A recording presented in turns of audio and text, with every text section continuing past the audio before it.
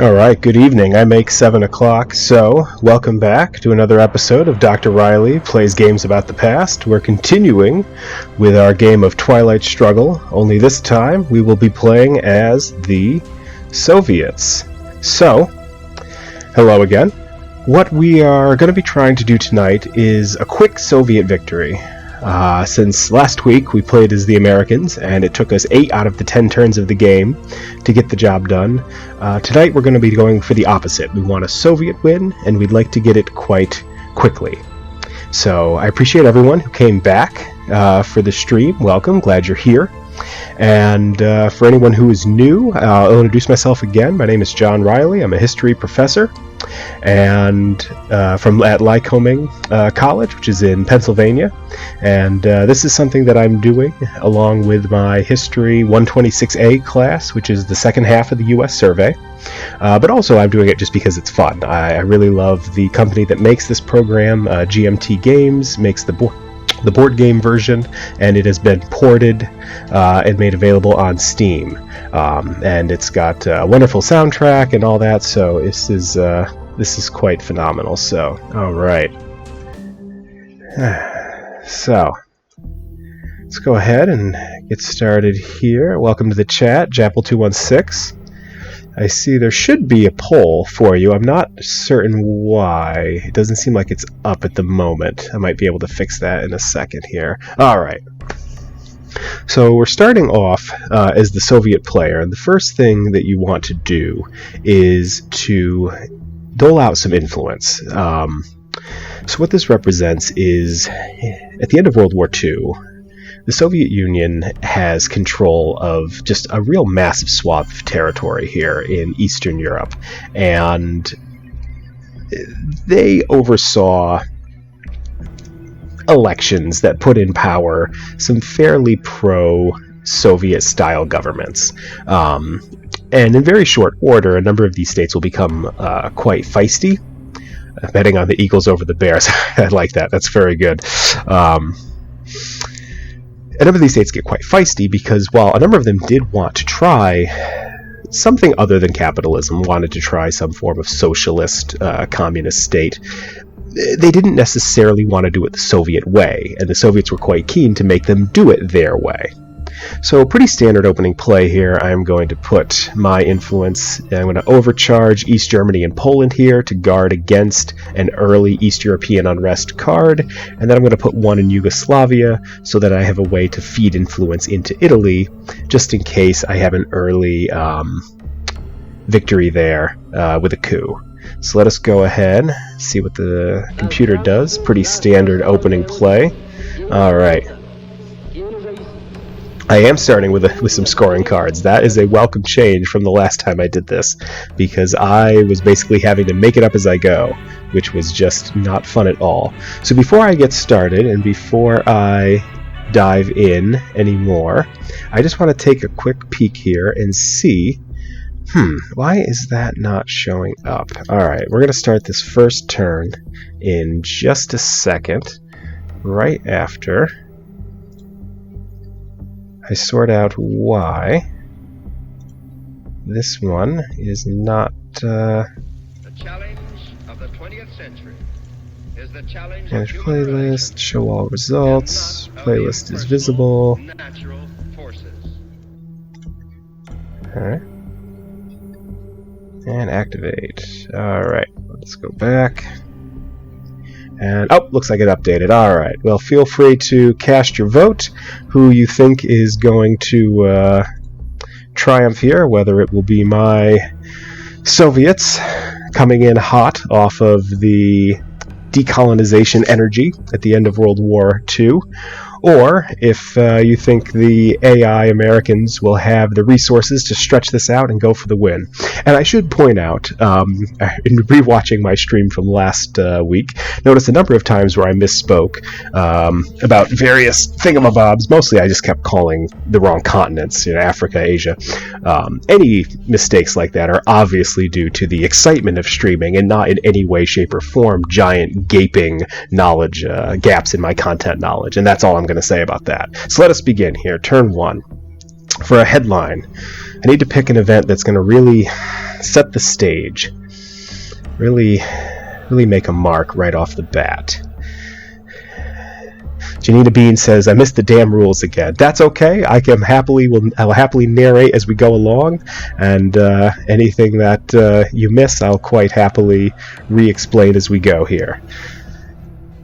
And feel free to make more highlight reels for me. Those were fun from last time. Some of them actually did feel like highlight reels. A couple of them were a little obscure.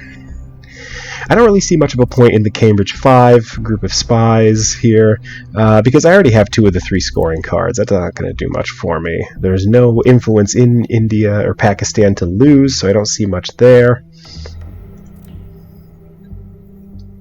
I might sponsor the Olympics, try and get some points right off the bat. If they boycott, it will protect their investment in Italy, but I'll get a free 4 points to play with as I choose.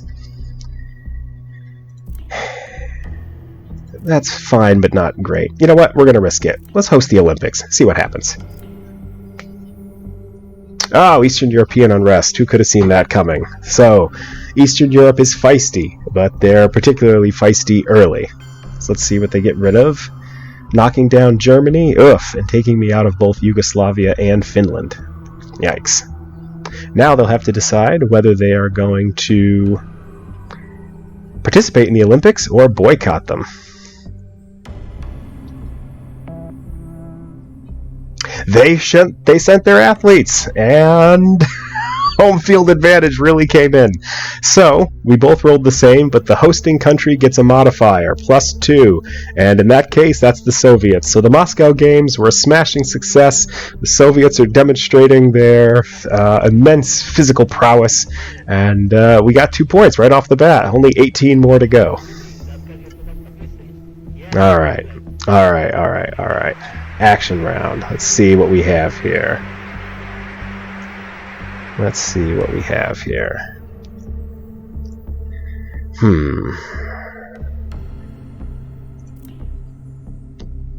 since the DEFCON is high, I want to make a play for Italy. Oh my gosh, and it's so good. So successful.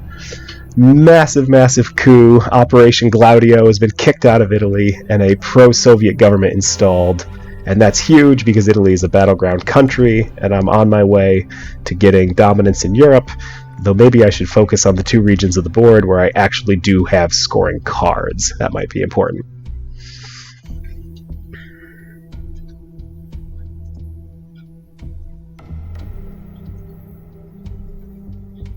Using NORAD to place influence. It puts it in Egypt. Tricky play.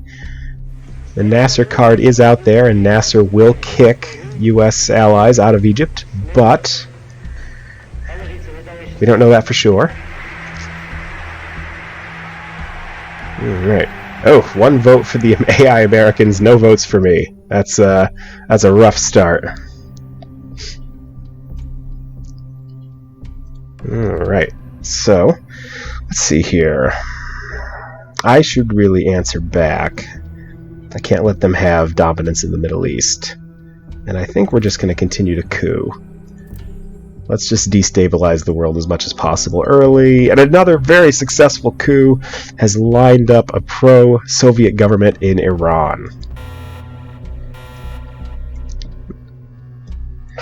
Now, of course, they could coup back, but, you know, that's the risk you take. Let's see.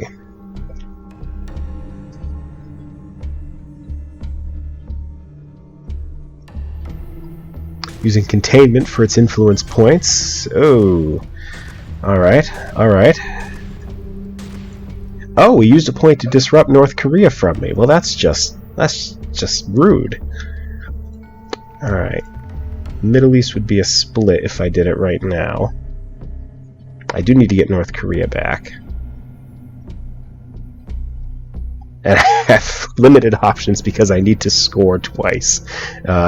Out of my next 4 card plays, 2 of them have to be scoring cards, so holy moly. Alright.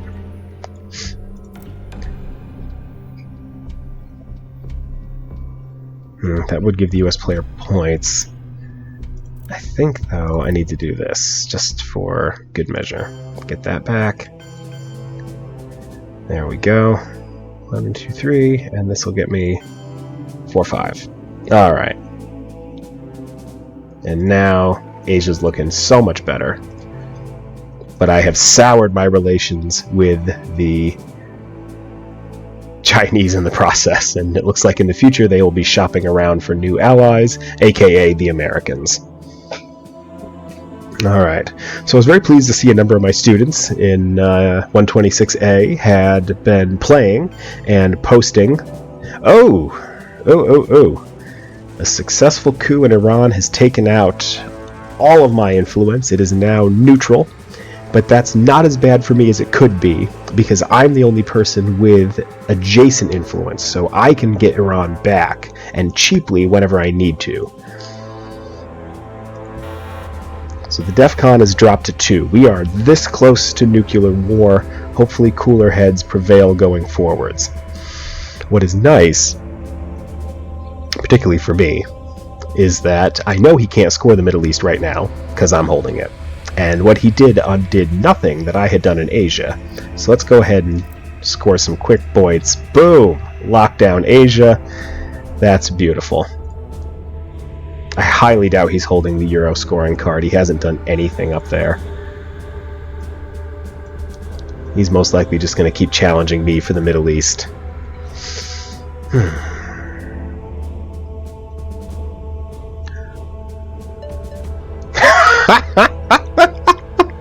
Oh my gosh, again! Only this time I'm happy it happened. So that's twice in 2 streams that the Korean War has gone off and the North Koreans won. You know why? Here's the historical connection. I'm no longer boycotting the UN out of solidarity with China, which was really the only thing standing between the Korean War unfolding the way it does and a very different looking history in Asia. But because China had soured on me, I go back to the UN, and as I'm there, I say, "Niet! No international army to help Korea." And so because I win the war, I get 2 extra victory points. It is turn 1. And I am already halfway to 20. This might be over before 8. This is this is a good start. So now he's trying to decide what he does. What's he going to do with the 2 points? I hope those 2 points are worth it, America. Investing in Africa. Interesting. I mean, look, I get it, but Africa is not going to be in play here for another, right? Not till we get up here to Khrushchev is Africa going to be potential to score. Fascinating. So I always wonder about the longevity of the Soviet Union. It's one of those things I think about when I teach World War II, because the United States, you know, yes, we're part of that war. But by comparison, the United States comes out of it relatively unscathed. Our gross domestic product is larger at the end than it was at the start. We stave off a post-war recession, which is very uncommon. And we have an incredibly low fatality rate. I mean, and look, as someone who's, you know, had family in that war, I'm certainly not taking anything away, because the big statistics don't really matter when it affects an individual personally. But the fatality rate for the American population was about 1/3 of a percentage point. Even in the armed forces, the casualty rate was about the fatality rate, I should be very clear because there is a difference, was about 2.5%. And that even varied widely based on branches of service. I mean, there were jobs at home in the civilian sector that had higher fatality rates than that. Not that U.S. soldiers didn't fight, not that U.S. soldiers did not put themselves in extreme risk. But compared to a lot of the other countries, the human cost was quite low. I mean, Germany, 30% of its soldiers are dead. Not even wounded, dead. They're just gone. In the Soviet Union, it's actually very difficult to come up with a precise number. For a long time, the perceived wisdom was, we're just going to resecure Iran here, the perceived wisdom was 20 million. But a number of, oh my gosh, he was holding European scoring. My mind is utterly blown. Okay, so that's 12. And yes, I must now score the Middle East, but you know what? I'll take an even wash considering this lead I just built up. The lead that I just built in turn 1. Oh my gosh. What was I even talking about? The Soviet Union. The number during the Soviet era was 20 million. That's dead. That's 20 million dead. Now, it helps to have a denominator. The United States had about 130 million people in it in 1940. In 1941, we estimate the Soviet Union to be about 50% larger in terms of population. Perhaps I should say more populous. It's about 197 million. So that's 20 million out of that, which is about 1 in 6. It's just shy of 1 in 6. So 1 out of 6 Soviets are dead by the end of that war. They lose 14% of their national population, and they're still able to force the United States into a half-century-long ideological and political standoff. They have a space program. They have a world-class military. They are responsible for actually quite a few scientific and technological innovations. And whatever you may say about their politics, and look, the Soviet Union had a lot of internal issues that it needed to sort out, and did quite a number of things that are worthy of criticism. I always wonder what they might have been able to accomplish with that missing generation, basically. What other technological feats, what other innovations, what art and cultural contributions were missed out on because they were gone in a field somewhere in Belarus or Ukraine. Alright, so turn 1, to recap, turn 1 went super great for the Soviets. It was really, really good. And let's see if we can hold on to this lead. Here's the only downside. All 3 scoring cards have been played. They're not going to come back up again. So, what can I come up with that's going to help me just hold this lead until turn 3 when they get reshuffled? Well, duck and cover could potentially cost me the game and will score points against me. Blockade could be fun, but it's more likely than not just going to take a Soviet card out of their hand. I have defectors, so at least we've got that on my side. This would be very useful if I was looking to score points right now, but I can't, so...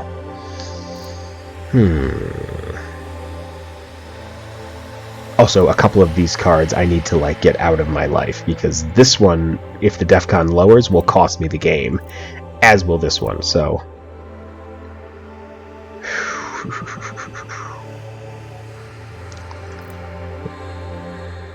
This one's renewable. We'll let the socialist governments of Western Europe, having just now... Ooh, if the UK is US controlled, well, let's just go ahead and take that. Get rid of one of those.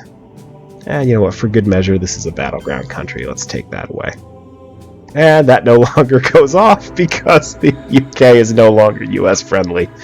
I almost feel bad for the AI at this point. This is just horrible. Alright. I think I should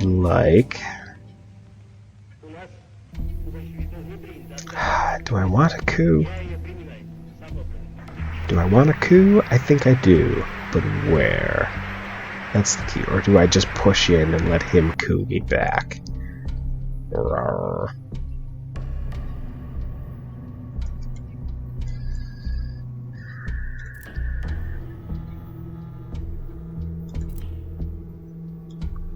I know that Nasser's floating around somewhere, but let's see if we can't go for a knockout blow the next time the dice get...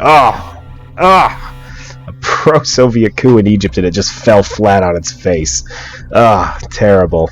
Just terrible. Janina Bean says, of course. Well, yes, that just... that was no good. Alright, so far the poll still says 1 vote for the Americans, none for me. That's just hurtful, stream. That's just a hurtful chat right there, is what that is. Alright, well, they're using NATO to fire back against those socialist governments, not only getting back the points they need in West Germany, but pushing American influence into East Germany. Well, that's rather naughty. Feisty bit of work on their part. Now, this is actually a pretty safe play for me. Independent Reds, so we're talking about Marshal Tito here in Yugoslavia. But as the Cold War dragged on, there were quite a few people who, on paper, communist. But it didn't necessarily mean that they were big fans of the Kremlin. And it took us a while to really figure that out, to not grasp that communism was not just, oh, Soviets are here, and then it just sprinkles downwards. But that there were lots of people making decisions on the ground for reasons that had nothing to do with what Moscow wanted. However, this gives the US player influence in Yugoslavia, Romania, Bulgaria, Hungary, or Czechoslovakia equal to my influence. Well, let's just do a quick check. Okay, I have none, so they're going to gain none. Perfect. Let's get back control of Germany. The GDR is a good friend. Let's not lose them. And from there, really ought to grab up. There we go. Now the Middle East is looking better. Oh, look at that. You got 0 to equal my 0. If the tables were reversed, I think I would have just raged quit by now and started over. This is going so badly for the Americans. Ooh, I can't tell if that's a sneeze coming on or not. One moment.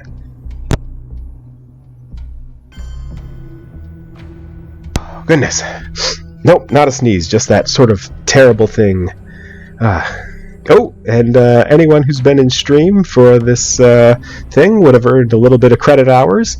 I think it's adorable that Twitch gives out virtual currency for people who are using streams, and they let you name it, and I figure, well, what the heck, I'm a professor, why not just double down on this branding and give out credit hours. So for everyone who is watching the stream, you are earning credit hours that can be redeemed on my channel for very, very minor rewards, because let's be clear here, this is being done on a shoestring budget, so about the best I can really do for you is a big old thumbs up. And if you have Instagram, if you have a Twitch page, or I'm very happy to follow and boost those things and lend whatever minimal weight I can to things that you find important, and I'll happily support those. But yeah, the longer you're here, the more credit hours you'll earn, like sitting in one of my online classes. Alright, play your action rounds. The only good news is there's no summative assessments at the end. I will not be quizzing you on any of this. So, here we go. What to do? What to do? What did he do? I didn't even pay attention. Alright, so Charles de Gaulle goes off. That gets me a little bit of France, which is delicious. He places points in North Korea and Colombia. He's really playing long term, which is admirable. But if he doesn't get his, and pardon, this is the academic term for this, if he doesn't get his shit together, he's not going to make it to the point where Colombia or Panama or Africa is going to matter. Like, he's setting up to lose on turn 3. Oh well, either way. Let's go ahead. Let's get North Korea back. And let us see if we can't secure a bit more of our investment here, because really we just need the Middle East and Asia to score again, and this is just all over. I mean, that's worth 6, that's worth 3, and that's all she writes. Alright, America, blow me away, really impress me here. What are you gonna do? It just goes from bad to worse. So the Suez Crisis. When Nasser seizes control of the highly lucrative but foreign-controlled Suez Canal, Israel, France, and the UK respond with troops, and the US basically tells them to back off, and it really slaps him on the wrist, and as a result, you end up with this being a pro-Soviet card. Alright, I get to remove a total of 4 US influence from France, the UK, and Israel, but no more than 2 per country. So 1, 2, 3, and that's actually where it has to stop. So the UK is practically unaligned at this point. They're not even vaguely pro-US at this point in time. The UK is doing their own thing. Maybe they're going to bring the monarchy back, and like really back. Who can say? Alright, so what are they doing with this? What are they doing with their 3? They're not even sure. How did I miss this? Janina Bean says, blessings in advance. Thank you so kindly. Love to have you here. Glad to see like it is working out, that you managed to get the stream working. That's fantastic. Oh boy. Alright. That's not so bad. Placing in Africa. I mean, boy, when Africa scores, it's going to be great for the US. Assuming there is a US by the time Khrushchev comes to power. Philippines' play wasn't bad. What he really needs is to get countries to even mine. It doesn't necessarily need to even be battleground countries. He needs to just grab more countries, because without them, he doesn't stand a chance here. Alright, oh wow, viewer count's starting to tick up here. We're up to 6. That is actually delightful to see. I love all the attention here. And who will win tonight? Somebody has voted for me. Aw, one of you is lovely. One of you is very kind. Alright. So, let's see here. We are... Give me 2 seconds. Why is that doing that? Alright, and then... There we go. That's going that way. Alright, here we are. I can't do CIA created because that will cost me the game. Defectors will cost me a point, but there might not be a way around that. I mean, it's just 1 point. Good news is, I still have 3 card plays to do. I feel like I want to get Sputnik up there. It's ready. It's noisy. It's going to circle the Earth. Oh, and it's such a big success! Sputnik is up, and it's just beeping its way around the globe. What's it actually doing? Only the Soviets know. Alright.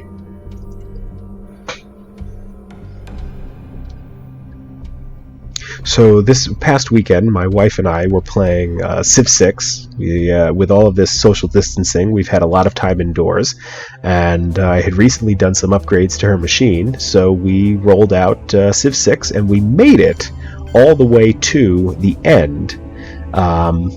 And I suppose this is the sign of a well-balanced game, because she was 1 turn away from having a science victory. I was 1 point away from having a diplomatic victory, but we both still lost on the last turn of the game because someone else had a higher score than we did. Trajan and his Romans was just unstoppable. I could not believe it. And there was nothing that I could do. Civ has an end, who knew? It does when you're the idiot who checks turn timers when you're creating the game.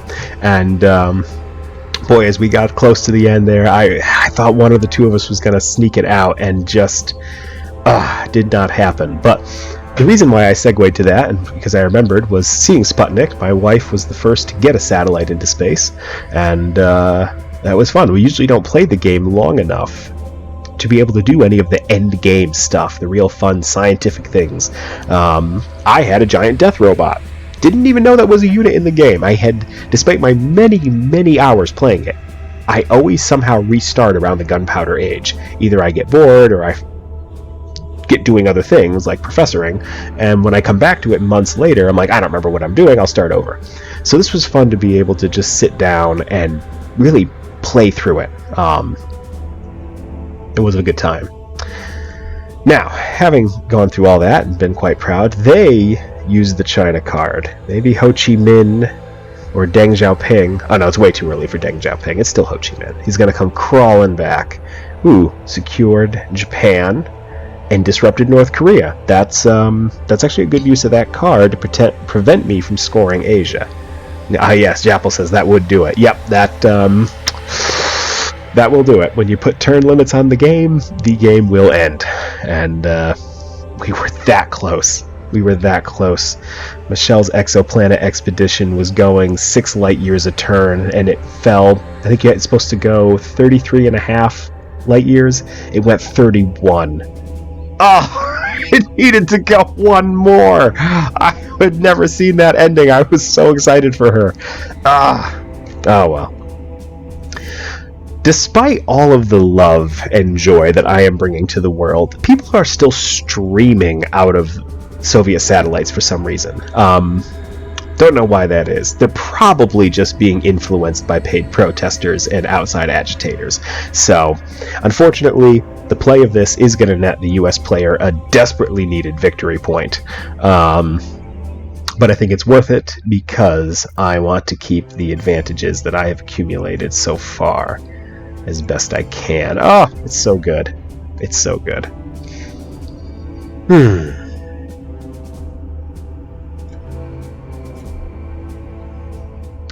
Alright, here, let's see.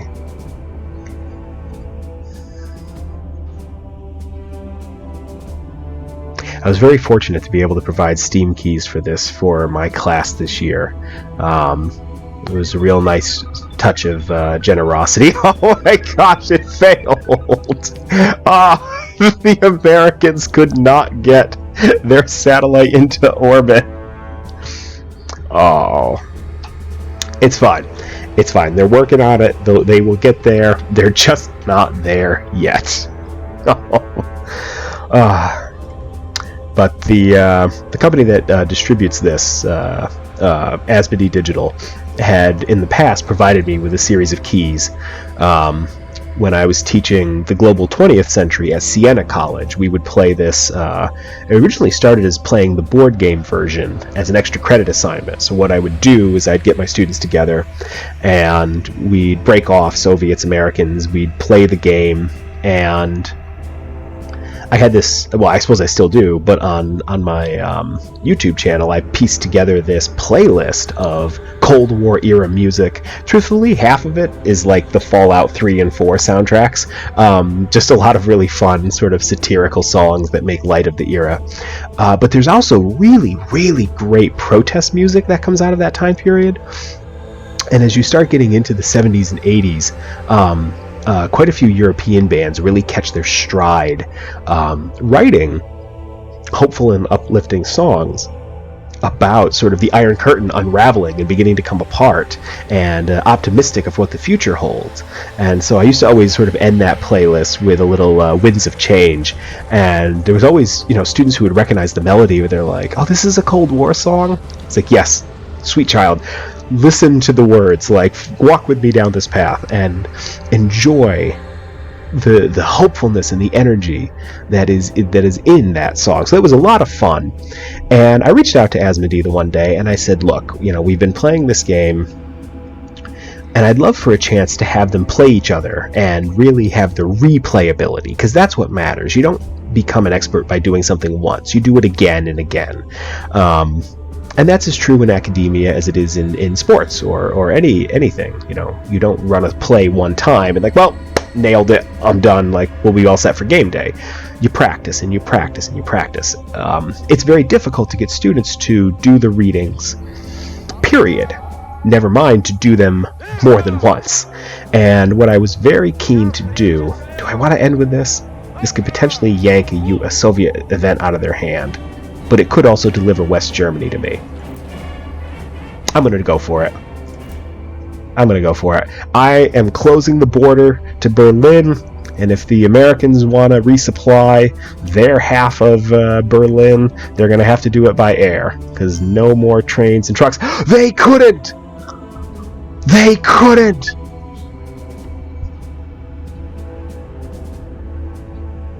The Americans gave up on Berlin,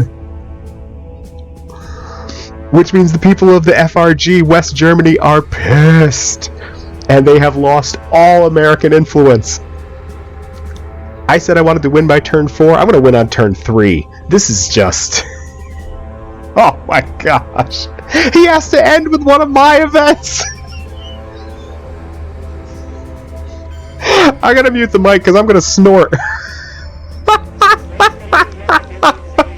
Oh my god, this is an absolute nightmare. I mean, it's perfect for me. There is nothing that is going wrong here. Like, every single possible way that this could work for me has worked. Oh my gosh.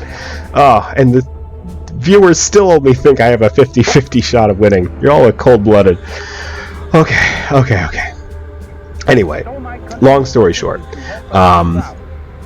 the nice people at Asmodee gifted me with a set of Steam keys for my class very generously, and I was able to provide that.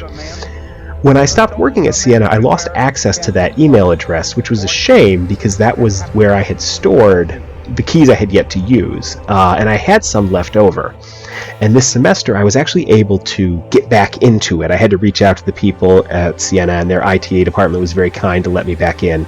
And I found the old spreadsheet, and I was able to provide these to my students at Lycoming. And what strange sort of coincidence, because now we're doing everything remotely. And so this gives them a chance to play one another. They have access to my username. They can play me. And the more you see the terms that come up in this game, the more you see the Marshall Plan, the more you see the Warsaw Pact, the more likely those things are to begin to sink in. And then be able to make the jump from, okay, what does the game mechanic do, to what was it historically? Right? What do I need to take away from this to remember that, yes, the Marshall Plan makes like $13 billion available for development throughout Europe. Oh, it only really works in Western Europe because the Soviets don't let Eastern European countries accept it. Are you going to learn the Cold War just by playing the game? No, of course not. But it's a nice entry point. And that's why I like it, and that's why I was very grateful, and remain grateful, for Asmodee for providing these for us. Oh boy. That would get me 1 victory point. That's not really worth a lot. I could do an Arab-Israeli war. Unfortunately, there's no American influence in Israel worth taking, because they're still salty about how the whole Suez Canal thing shook out. I don't want to open with a scoring card, only because if he does anything, that'll be it. It'll be over. Don't let me overstate this. If he does a card that lets him play points, he can swing the Middle East in his favor. I would much rather wait 1 turn. So what could I do instead? Well, what's in the discard pile? Nothing. So everything is in play, including defectors, so he could potentially block me again. I think I just want to open with a nice little Vietnam revolts, potentially grab some territory in Southeast Asia. Oh, the 5-year plan. Which card am I randomly discarding? The Marshall Plan. So this refers to the Soviet sort of 5-year plans, which were a real mixed bag. So in so many ways, the Soviet Union actually dodges the International Great Depression, because when you're not keyed into the rest of the world's economies, you don't suffer the same way they do. But that doesn't mean that the programs that the Soviets came up with to sort of boost productivity and all that necessarily worked that great. And while there were noticeable and measurable gains in resource extraction, in equipment production, and so forth, it was often coming at immense human costs. And the 5-year plans have this sort of counterbalance of, they definitely did raise the standard of living for the Soviet people, but the farm collectivizations also helped contribute to widespread drought. Oh, excuse me. Oh my gosh, my nose will just not stop today. I feel like I want to sneeze, but I can't. It's terrible. I suppose it could be worse. I could be actually sneezing, but this is just awful. So, you take your good with your bad. And that's why the 5-year card in this game is a US event, because it represents good intentions that are backfiring, really blowing up in your face. And in this case, it permitted the US player to pick an event out of my hand and play it. So the US, in a desperate attempt to win back some allies, is dumping money into Europe. However, They don't have a single country on their side. And I just want to repeat that out loud because it sort of makes my head spin. The Americans don't have a single country in Europe on their side. Oh my gosh. Alright, well.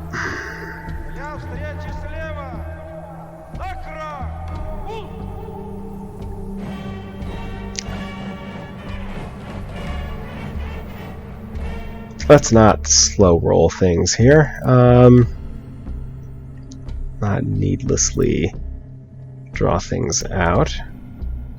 If I don't coup, he's gonna find a way to screw this up for me. You know what? He already has control of Japan, so that's perfect. Trouble is, I need to find a place. Oh, Panama. Ooh. You know what? Let's just create a really powerful communist Zaire. Boom! I like it. He already has sufficient control, so I'm not really worried about that. Okay. Now I can place points into Libya, Israel, elsewhere, relatively free of fear. And with the scoring of the Middle East, we'll bring this to a real close. The Middle East was such a fascinating part of the Cold War. It really did make for some strange bedfellows. Because on the one hand, you had the United States' commitment to the creation of Israel. Quite unilateral commitment, really. The rest of the world was still going through the partition process that had been marked out by the UN. And then Israel declares, you know what, we're done with this. We're just going to do it ourselves. And the US jumps on board immediately. Like, absolutely. And so pretty much it's why you have a whole group of Arab states stacking up against Israel, and that means by extension the United States. So the Soviets come rushing in to be like, hey, you know, the enemy of my enemy's buddy, you know, help us out. And a lot of these Arab states actually had like nothing to do with the Soviet Union. They really didn't like communism. They weren't keen on it. But the Soviets had money and they had weapons. So, you know, come on in, sure, why not? And for our purposes, we play ball with some of the most undemocratic regimes possible in the Middle East, as long as they weren't aggressively anti-Israel. They could be gently anti-Israel, but like we stack up with Lebanon and Saudi Arabia, if for no other reason than they're a little bit less militant. But really, people on the ground are doing entirely different things that are focused not at all on what the US and the Soviets are up to. You have the conflict between pan-Arabism and pan-nationalism, trying to determine whether it's going to be a secular government out of Iraq or Egypt that's going to govern, or whether it will be a faith-based conservative monarchy like Saudi Arabia that's dominating the region. And everyone's focused on all of these other things, and about as best as the US and the Soviets can get is, well, they hate Israel, they don't like Israel, good enough for me. Alright, one more point needed for a win. So let's just go ahead and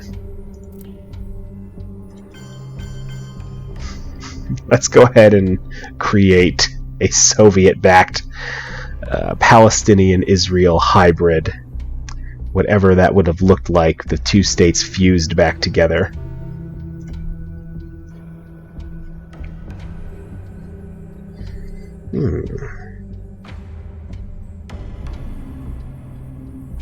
Let's see what the US is up to. Oh, a Red Scare Purge, placing influence. Really committing himself to Asia has actually turned it around. I wouldn't be surprised if he was going to try and score Asia.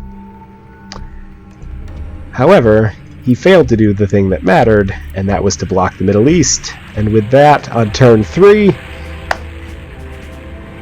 the Soviet Union has successfully defeated the capitalist ideology of Team America. The game ended by victory point track. If you're going to win as the Soviets, it's got to be early. Now, that was fast for me. Holy cow. But That's the balance. When I played as the Americans, it took me 8 turns. When I play as the Soviets, it takes me 3. I love asymmetrical games. Alright, wow. Thank you so much for joining in. Not nearly as long as last time, so you have plenty of time now to go enjoy yourselves. It's a lovely evening here in New York. If you do go outside, just make sure you're respectful and maintain your social distance. So, I will be streaming again actually on Thursday. I'm going to be playing another GMT game that has been ported for computers, and that one deals with my specialty as a scholar, and that is Fort Sumter. So my history of the Civil War and Civil War memory class. We're going to be discussing Dr. Dombey's new book about the lost cause in American memory. And to get us all in the mood, I'll be playing Fort Sumter. It's an area control game that deals with the secession crisis of the winter of 1860 into 61. So it's quite fun. It's quite quick, so I'll probably play 2 or 3 of those in a row just to give everyone a chance to see it, see what it's like. Thank you all for coming here and enjoying this stream with me, and I hope that you are all being safe where you are and that you have a good night.